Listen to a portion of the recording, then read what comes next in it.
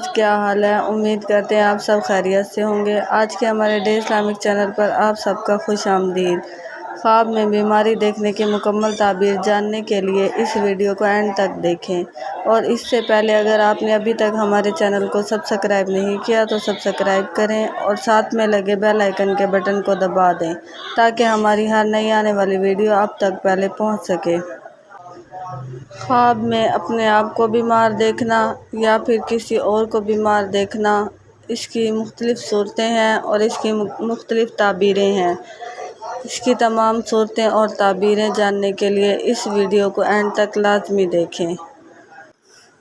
حضرت ابن سیرین نے فرمایا ہے کہ اگر کوئی شخص خواب میں دیکھے کہ وہ بیمار ہے تو دلیل ہے کہ اس کے دین میں فساد ہے اور لوگوں سے نفاق کی بات کرے گا۔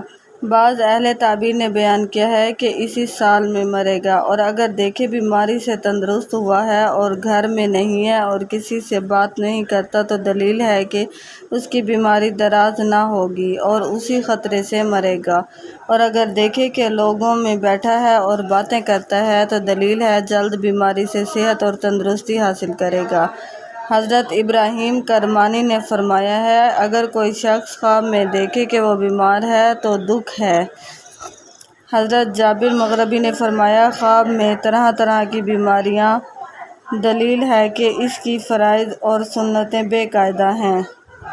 حضرت جعفر صادق نے فرمایا ہے کہ اگر کوئی شخص خواب میں دیکھے کہ بیمار ہے اور بیماری کی باعث روتا ہے تو دلیل ہے کہ غم سے امن میں ہوگا، اور اگر بیماری پر صابر اور راضی اور شاکر ہے تو اس کی تعویل نیک اور صحت ہے۔ اگر دیکھے بیمار ہے اور برہنہ ہے تو دلیل ہے کہ اس کی موت قریب آ گئی ہے۔